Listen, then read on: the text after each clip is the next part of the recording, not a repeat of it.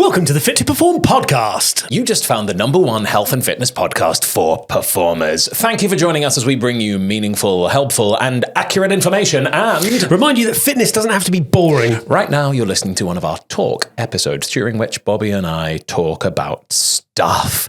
And if you like what we do, then please leave us a review. Go on, 5 stars. Pop them in. Ding, ding, ding, ding, ding. Just checking I did 5. That was 5. On that note... Literally. Lols. Cue the music.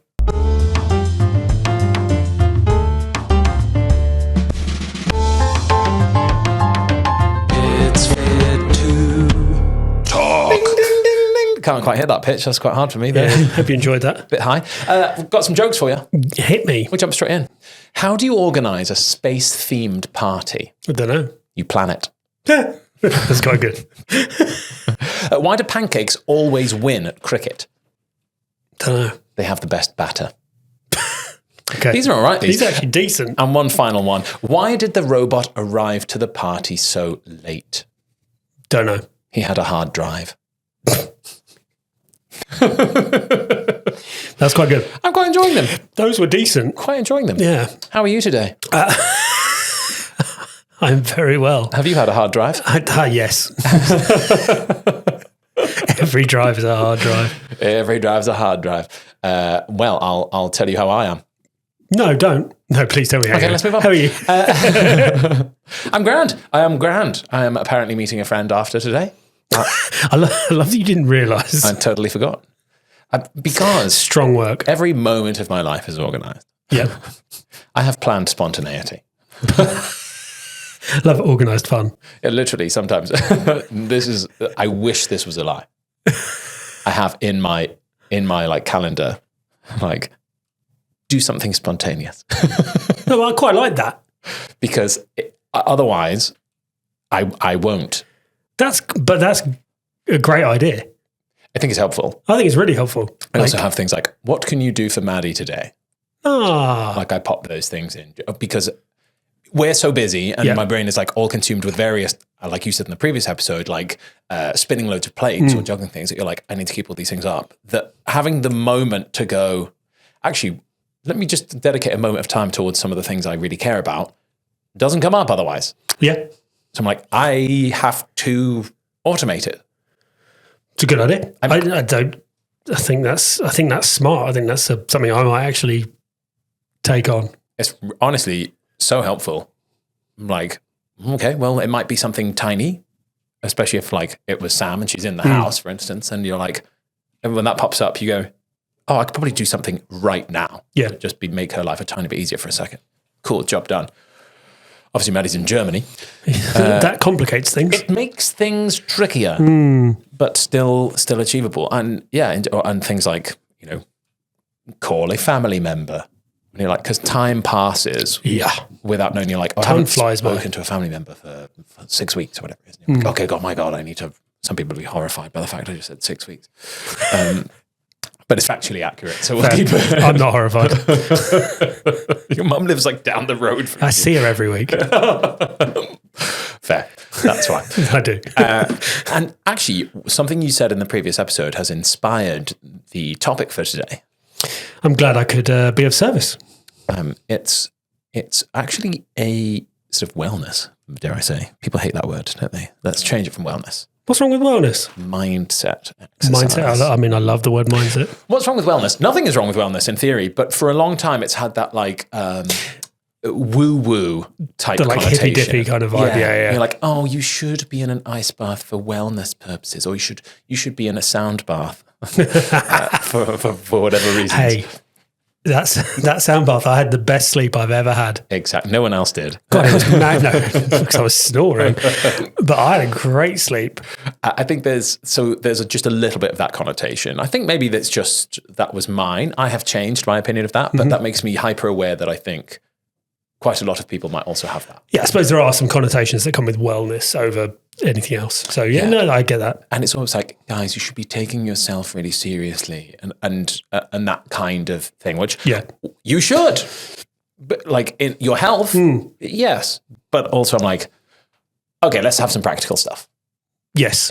I mean, to a certain extent, for me anyway. So this is about the spheres of control. Control. That was glorious. Yeah, that felt right.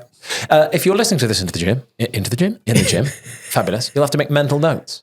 If you are doing this while you're cooking, etc., you might want to jot some things down on your phone as we go through. So let's start off with the beginning. You might be listening to this going, what the fuck are the spheres of control? Yes, Steffan, what the fuck are the spheres of control? Well, I'll tell you, Bobby, let's talk about it. Let's jump straight in. So the spheres of control cover the things in your life that are in your total control. Yep. Things that you have some control over, and things that you have absolutely no control over.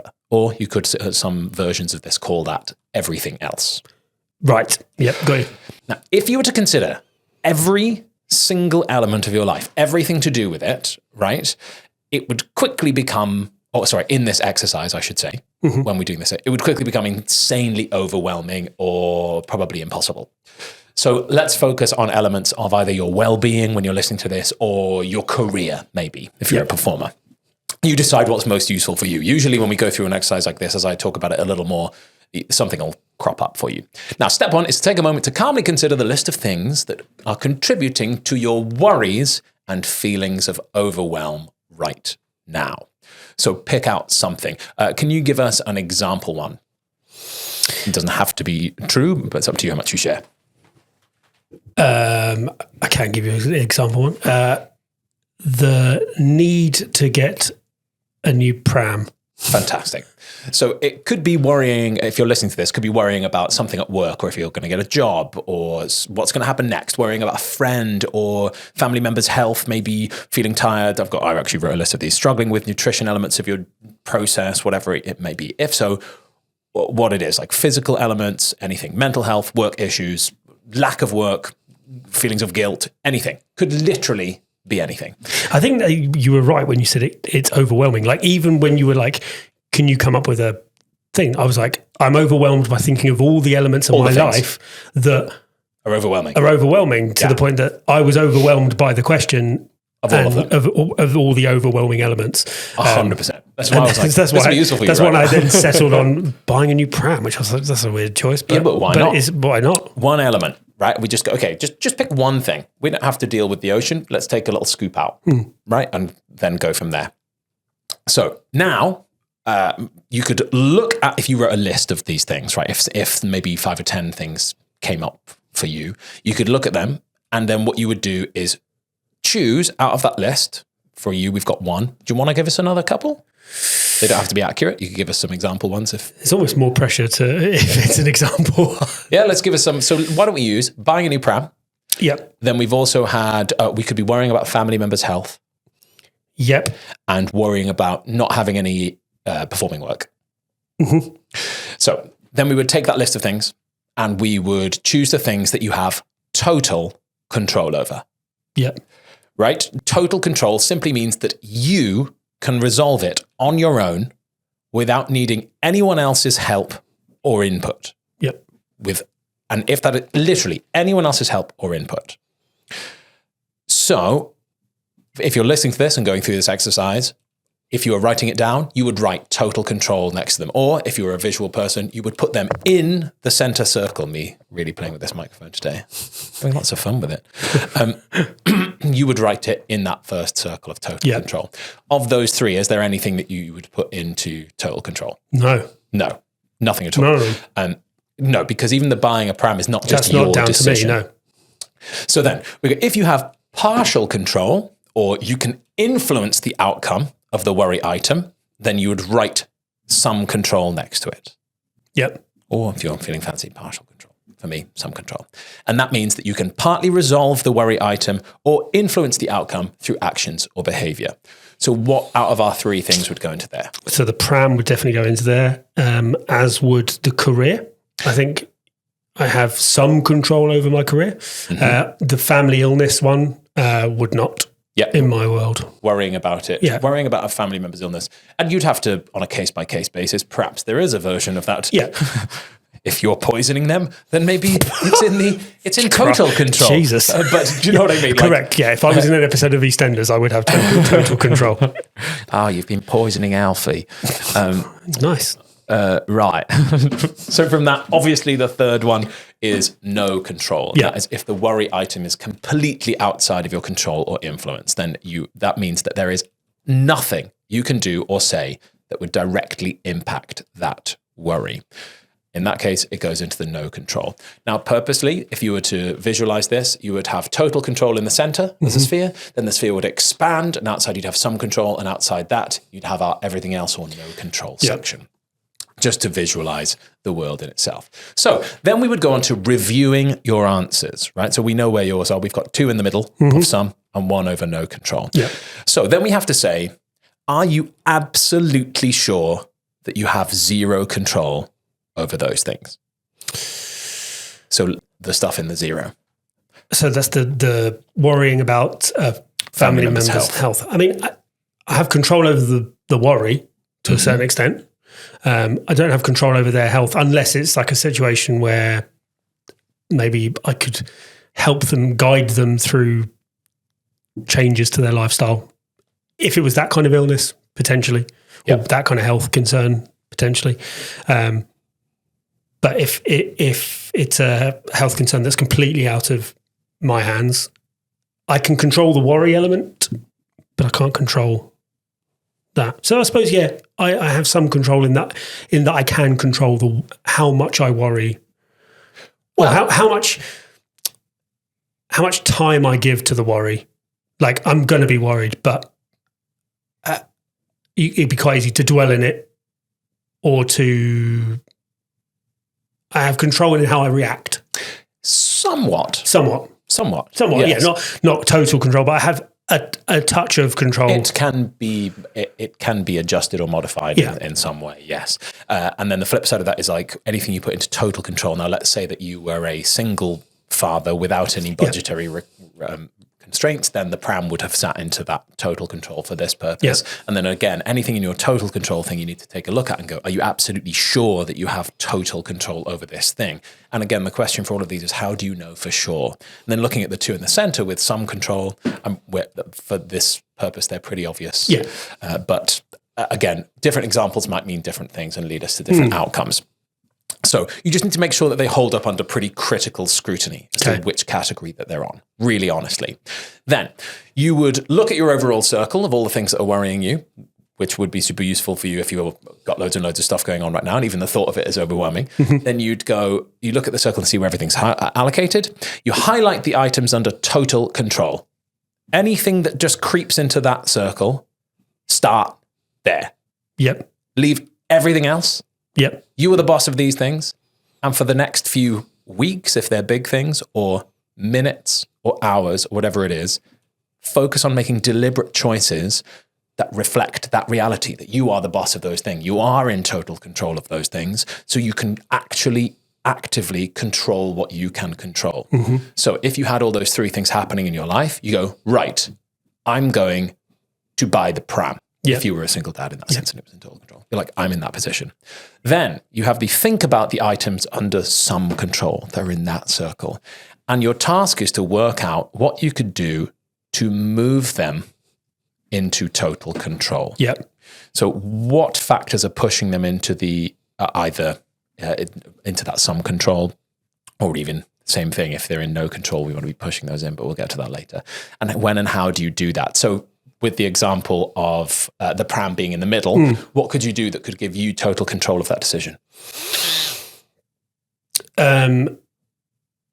Talk to Sam, get her opinion, and then take it on myself to go, hey, I'm happy to take on the responsibility and make the decision here. Yeah.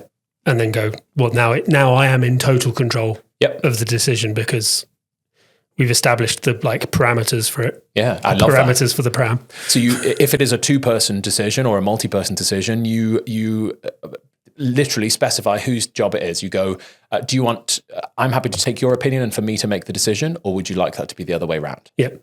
And then you go, okay. So if you want to make the decision and you want my opinion, I can give you my opinion. It's crossed off my list. I don't need it anymore. I'm happy for you to make the call. Yeah. Or the other way around, that you go, okay, I'll buy the pram. Yep. Tell me what you think. And are you happy for me to make the decision? Once you've asked that question, if the answer is no, then you go, are you happy with it the other way around? Yeah. Do you know what I mean? Otherwise, you have conflict resolution. Either way, that shifts. Either ticked off your list as job done, or it's in your control to then, makes sense. sort out. And what were the other two things on our list?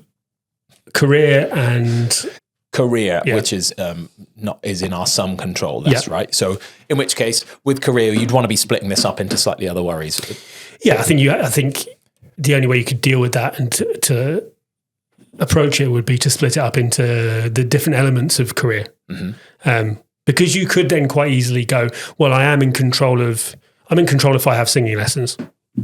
Yep. That can go in total control. I'm in control of the spotlight side of things. I'm in control of headshots. I'm in control of all of those things. I'm in control of honing my craft. Yeah. That I'm in control of.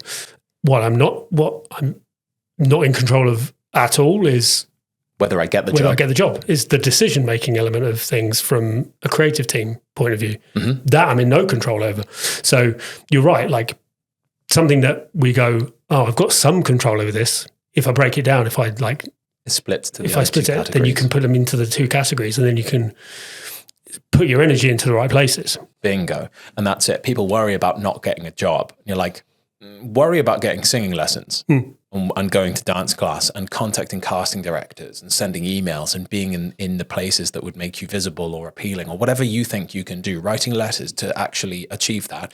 That's all you can do. Everything else, when you split it up, you can't do anything about. In which case, shift it there. Now there's nothing left in some control to do with that one. And then you can just do those things. And then you're kind of covered, right? And then the question you have to ask is when and how could you control those items, right? So you go, okay, when can I do this? Let's get a bit organized. And the other one is, do you need to? Yeah. Do you need to control them? And you don't have to action them straight away. For now, you just think about them, especially if we're still dealing with the stuff, if you had loads of stuff already in your total control. And then your third step is to let go of the stuff that is in our no control section. So all you can do is manage and dynamically respond to those things when they come up, right? Whatever behaviors and other factors that you, whatever behaviors you exhibit and other factors, that are in your control, that is what responds to those things. They're completely out of your control, realistically. You said, I can control my worry. Well, if you get some therapy and some mindset help, then maybe we can change those neural pathways. But realistically, your brain's going to respond a certain way. And then it's a complete waste of energy and a giant increase of stress and everybody knows this, right? To worry about the things that are out of your control. And sometimes the actual visual act of seeing them is really powerful. And the final task is to literally cross them off your list in your circle, blank them out completely, take them on, strike them through. Everything in that everything else list or your no control circle sphere, you cross it off. This doesn't exist for me anymore. There's no point wasting your energy doing it. And some people really struggle with this still, right? Might not find that useful. Then some people might need to visualize seeing the things falling away from them, flying away from them. Or for other people, it's about the feeling of actually letting go of those things. So then picturing, not visually, like holding that thought and feeling it disappear. And another little tip is you can also, as well as striking out the things in the everything else, you can also cut around the big circle, scrunching it up, and then everything else items all go in the bin. You literally get them in the bin. Get in the bin. And then we've split up everything in your concerns into an actionable list that you can do, which again, if you're overwhelmed by that list, if you've whacked down 40 worries on the page in that first bit, obviously we're aiming for 5 to 10 max, but if you did speed them out and you've suddenly got a total control list of loads and loads of stuff that's under your control, then you could actually go back into that list and split up again, or at least prioritize a little bit and go, what's most important to me now? And go from there. Did that all make sense? It did. I think that's a super helpful task. I think so. I think it's hugely... it creates great clarity. Yeah. For you in your brain and in your following actions. It's a great stress reliever, right? So it actually empowers you and gives you a clear roadmap, right? Moving forward, you go, what do I do? And it gives you where you're strongest and where you've got, this is really temperamental today. Yes. Give your strengths and where you can actually make a difference. And I guess it's like literally shining a spotlight on the things you can actually do and the things that you need to not worry about. I think that's it. Because I think when you get overwhelmed, when you get into that headspace, and I think this happens to a lot of performers. We're meant to be doing so many things, and we're being pulled in so many different directions just to get by, just to like live in this career. That it can I feel like people feel overwhelmed a lot of the time. So just having that ability, I say this constantly, but having that ability to like step back and zoom out, it just is so freeing, and so it gives you so much clarity, right? Like even just doing that exercise for me, and like those concerns aren't my current concerns, but like just talking that out helps me. Yeah. Makes me go, okay, so that's, I can start to see it in my own, even without doing the actual exercise myself, I can start to see it in my own life. I find with a lot of these exercises that if you were to read about it, or maybe you're listening to this now and you're thinking like, oh God, that's so simple, or whatever it might be, and it's quite simplistic. I think a cynical younger me definitely used to think that I'd hear some of these sort of mindset tips and be like, yeah, sure. But the act of actually doing it, like we talk about this a lot, which is giving it a fair shot. Yeah. You go, okay, well, do you know it doesn't work? Like, how do you know? Have you done it? And have you done it with the full intention of trying to make it work?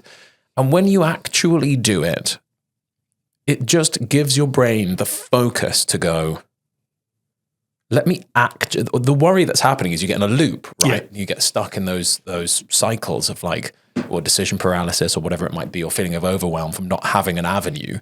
And you actually just laser light yourself in on going, okay, I actually already know what to do. I know how to solve my own problem. Yeah. Which is freeing. I only heard about this, read about this, I should say, 8-9 months ago, maybe. I can't remember when this was delivered to our clients in a slightly more in-depth way. But since then, whenever I've been like quite overwhelmed and struggling with like that kind of feeling, sometimes I've let that go on a little bit too long, but I have actually come back to this exercise, and it's been a bit of a game changer for me to go like, oh, I can't do anything about it, so it doesn't matter. And weirdly, the outcome of that is I'm much happier after those moments when you're like, I have no control over that. So it's irrelevant. It's super helpful. I think for actors listening to this who are in jobs right now, half of the time people are miserable on jobs is because they're pissed off or annoyed about things. It's completely out of their control. Yeah. So true. That's so true. We're like, does it matter if Francine is not hitting her leg at the same height as yours? No. And you get so het up about it. You get so like caught in that loop of going, well, why? Why is Damien hitting me on the way off that stage? Like just gently brushing past me. Every single show he does. Okay, he probably has no fucking clue. Yeah. Like it doesn't, like all of that stuff. And you're going to feel way better if you just let that go. And you go, or it might be let it go, or you go, well, how would I address it? Yeah, you address it. You go, and then you'll feel better. Yeah, did you know that this is happening? Like, in which case you might find out the reason. Yeah. Or you might be able to ask them to solve it. Like, but when it's in that miserable bit of you going inaction, just constantly, you're sort of making this thing worse by constantly focusing on it without addressing it in some way. Either let it go or address it. And this is slightly different to the spheres of control, but like that's the decision-making point, right? That you're like, if you have some control, how do you move it into one or the other? Yeah. And do you need to? Yeah. And if the answer is no, like, how much does it really matter to you? Like, if it actually doesn't matter, leave it the fuck alone. Yeah, just leave it. Like, quite a lot in shows, it's like, do you actually care about this, or have you just been here for too many hours in a row? Like, that's what tech is. That is exactly what tech is. And then tech carries over. It's when tech carries over. That's when you're like, you need to chill out. Like, I'm going to need to chill out. Like, this doesn't matter to you. This doesn't matter to you, and on a different day. So I personally genuinely use this. I find it insanely useful, and I'm like, I hope it made sense without the visual of it. The sort of 3 spheres or circles outside one another. You can obviously do it with lists, which might be a little easier for those who can't picture the thing. But it is an absolutely baller sort of exercise. Super useful. Get amongst it. Well, should we have a fun fact? I will give you a fun fact. Yeah, you better. You better. Okay, here's my fun fact. Australia is wider than the moon. What? The moon sits at 3,400 kilometres in diameter, while Australia's diameter from east to west is almost 4,000 kilometres. Sorry, give me the moons one more time. 3,400. And nearly 4,000. Yeah. So considerably wider. Does that mean if the moon hit, it would just not even take out Australia? Just leave a ring around the outside. That's how asteroids work, isn't it? Yeah, exactly. Yeah. Sorry, it's not a very clean strike. No explosion. No, nothing to do with the atmosphere. Yeah, no repercussions. Just slide in. Just straight in. It would just land like a football. Yeah. Maybe bounce a few times. And then just okay, that's how you're imagining it. I'm imagining it like just goes straight through. Oh, and comes out the other side. Yeah. Oh, God, where's it coming out then? I don't know. Maybe it just goes straight in and just melts in the centre. So we're all fucked. I'm pretty sure what you're describing is an apocalyptic event. Yeah, potentially. At least in mine. Or it goes in and like gets stuck. So then Australia now has just like a domed top. Well... Wait, Australia's underneath. I was going to say, I was like, everyone's dead. Well, we'll call it New Australia. New Australia. Oh my God. We'll build an even better Sydney Opera House. On top of the domed. On top of the domed moon. Australia. Oh, we've definitely lost it. Yeah. This doesn't make any sense. No. Is this within our control? Yes. We can stop it. We can stop it. We can stop it instead of mooning down under. Now, let's move on from that, because that was a thin joke at best, wasn't it? Yeah, it really was. I let it slide. I've heard that about you. Listen, if you like our information, not our jokes, if you like our information, then head over to fit-2.co.uk and check out our Level Up page. Click on it. Pop your details in, and we will send you 30 days worth of goodness absolutely free. On day 31, we will charge you a shitload of money. We won't. We won't. It doesn't. There's nothing at the end of it. It's not how it works. At the end of it is thanks. You're like, cheers, guys. Actually, I think it's like, please let us know how it's gone and how you're applying this, which is always nice. But yeah, can't stress how much of a no-brainer it is. Please do it. And yeah, that'll do. Yeah, you can find us on social media at Fit2 Perform West End. And if you've got any questions you want answered by us, you know what to do. Slide into those DMs. Mm-hmm. I'll be playing with a rubber duck because that is in my sphere of control. But it wouldn't be in his sphere of control if he wanted a rubber duck because he didn't have one, but there were none available.